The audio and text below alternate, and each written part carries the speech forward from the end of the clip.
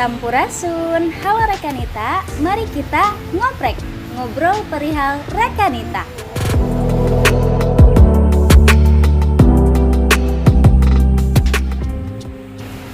Di video kali ini, kita akan kedatangan tamu yang luar biasa juga nih dari Rekanita IPPNU Purwakarta. Langsung aja, ini dia orangnya. Halo, ini dia narasumber kita di ngoprek kali ini. Ada yang udah kenal belum dia siapa? Ngomong-ngomong nih pakai masker nih. Masih menjadi misteri ini siapa? Ayo boleh dibuka teh maskernya. Berhubung lagi PPKM ya, jadi kita harus Stay safe. Iya. Insya Allah kita dalam keadaan sehat ya teh. ya. Alhamdulillah. Oke. Saya sudah bersama dengan salah satu Rekanita IPPNU Kabupaten Purwakarta. Beliau juga sangat berperan ya di IPPNU Kabupaten Purwakarta. Boleh dong teh perkenalkan diri terlebih dahulu. Baik, halo, assalamualaikum. Perkenalkan, nama saya Rati Fauziah Nur Hasanah, biasa dipanggil Rati. Nah, asal saya dari Darangdan, namun untuk menjabat sebagai ketua PAC itu saya di Wanayasa gitu. Tapi asli saya orang Darangdan. Iya. Jadi buat orang Darangdan masa nggak kenal. Iya, kan Terati ini dari Darangdan, tapi di PAC Wanayasa. Kok bisa? Ya kan waktu itu sempat pesantren ya, sempat pesantren di Wanayasa, di Pondok Pesantren Al-Hikam Salafiyah. Iya. Jadi alhamdulillah waktu itu terpilih jadi ketua PAC. Oh, PAC Wanayasa. Tahun berapa? Aduh lupa. lupa banget serius. Pokoknya sebelum yang sekarang ya? 2018-an lah, 2018-2019. Iya, begitu.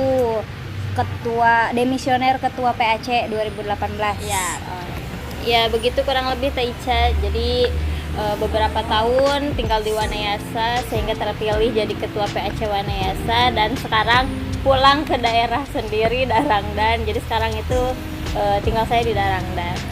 Oke, begitu teman-teman semua. Oke teh, ini ngoprek ini adalah salah satu konten dari PC PPNU Kabupaten Purwakarta. Ya. Dan teh kalau boleh tahu nih, Terati itu di PC jabatannya sebagai apa? Sebagai wakil ketua 1 bidang pengorganisasian. Nah, Rekanita Rati ini adalah wakil ketua 1 PC PPNU Kabupaten Purwakarta. Nih teman-teman yang belum tahu, Terati itu di PC itu sebagai apa? Beliau adalah wakil ketua 1. Jadi ya ini juga adalah keluarga dari PC PPNU Kabupaten Purwakarta ya. Ya, jelas lah. Iya, betul sekali. Oke, kita langsung saja. Nah, Aduh, aku mau ditanya apa? Sebenarnya aku belum mempersiapkan. Saya mau ditanya apa? Bahkan aku tanya mau ditanya apa sih gitu kan? Kalau misalkan lihat video-video sebelumnya ditanya seputar IPPNU kayak gimana gitu. Tapi ini benar-benar takut di-prank gitu, takut pertanyaan-pertanyaannya tuh menjebak. sih. Sehingga aku tidak bisa jawab, guys. Bantu aku dan doakan aku. Oke, sebelum ke pertanyaan untuk ngobrol-ngobrol sama Rekanita Rati, boleh nih teman-teman yang belum subscribe dulu ya. Bantu kita untuk maju. Ya, pokoknya subscribe karena subscribe itu gratis, itu kata Rafathar. Terus jangan lupa like, komen. Kalau misalkan ada saran apapun itu boleh ditulis di kolom komentar.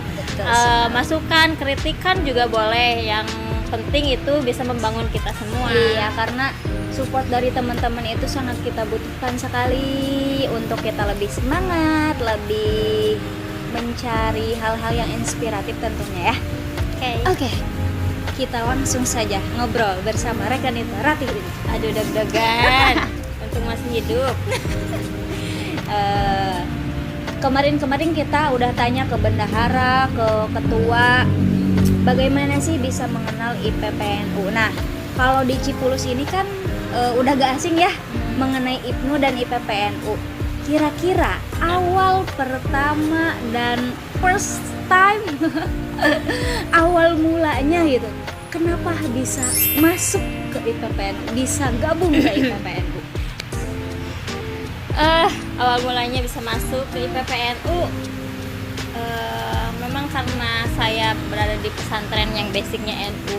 Masa iya pesantren basicnya NU nggak aktif jadi aktivis NU gitu, atau nggak tahu seputar NU tuh kayak gimana. Memang isi belajar ya tentang NU di pesantren, tapi kayak berasa kurang aja gitu, merasa ada yang kurang, jadi ikutan. Dan memang ikutan tuh karena memang benar-benar gak tahu gitu, gak tahu NU itu apa gitu, karena waktu itu masih awam kan masalah aliran-aliran kayak gitu.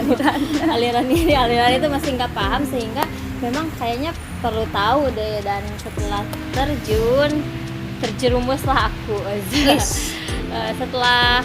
setelah mengikuti kegiatan-kegiatannya yang sangat positif dan ya sangat membangun lah bagi aku sendiri, sehingga memang penting banget untuk para pelajar masuk ke dunia IPPNU gitu. Karena memang IPPNU ternyata menjawab segala hal yang kita butuhkan, kayak misalkan potensi-potensi, kayak wawasan, keilmuan, itu memang benar-benar nambah kapasitas keilmuan kita kayak gitu ya. Karena kan rezeki itu nggak dihitung dari uang ya, nggak dihitung dari nilai rupiah, tapi kita punya keberkahan, kita punya wawasan, keilmuan juga itu Adalah rezeki, termasuk networking juga ya, rezeki kita. Iya. Nah, setelah masuk ke IPPNU, mengenal IPPNU dan mendapat banyak sekali ilmu, wawasan, pengalaman tentunya ya. Mungkin kenal dengan semua orang yang tadinya belum kenal. Nah, Betul banget. apa ya? Gimana? Ketika di IPPNU, Teh Rati ini merasa, aku jadi super sibuk nih atau biasa-biasa aja? Sebenarnya super sibuk sih enggak, karena sibuk itu pilihan ya. Tidak ada sibuk, yang ada prioritas. Jadi kalau misalkan masih nggak kumpulan, itu bukan berarti dia sibuk beneran, berarti dia tidak memprioritaskan. Pertanyaannya kayak gimana sih? Iya, berarti sibuk, cuma ada waktu-waktu tertentu gitu ya. Kalau misalkan menjawab sibuk atau enggak di PPNU, jelas kalau misalkan kita sudah terjun sampai kita tuh berada di titik kita tuh gak mau noleh apapun gitu, kayak misalnya Fokus.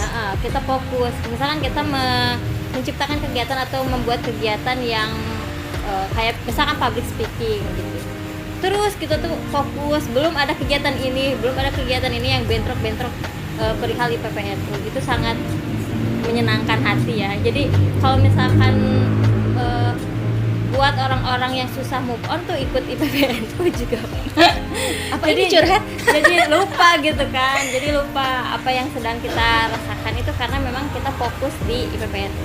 Jadi prioritas ya tadi ya? Ya, jadi jadikan IPPNU prioritas, niscaya kalian akan move on dengan masalah-masalah.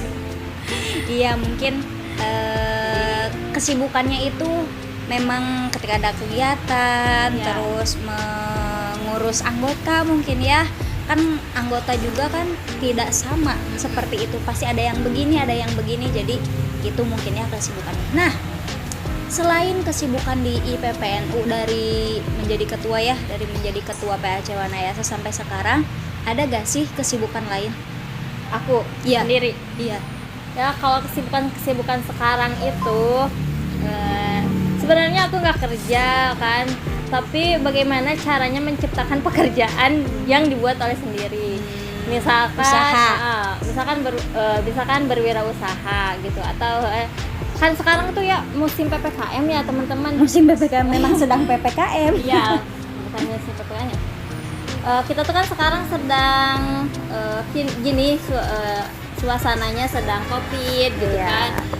Kita tuh dituntut untuk betah dengan keadaan yang sedang dikurung di rumah gitu. Bagaimana kita betah gitu, sehingga memang kita tuh dituntut untuk berpikir bagaimana menciptakan hal-hal yang baru gitu, seperti ya alhamdulillah aku sendiri semenjak pandemi ini aku jadi jualan sambal Jualan sambal, ya, boleh di follow ya.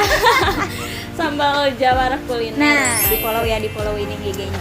Ya, kalau kesibukan lain selama pandemi sih hanya saya menciptakan hal baru, yaitu saya jadi pinter masak.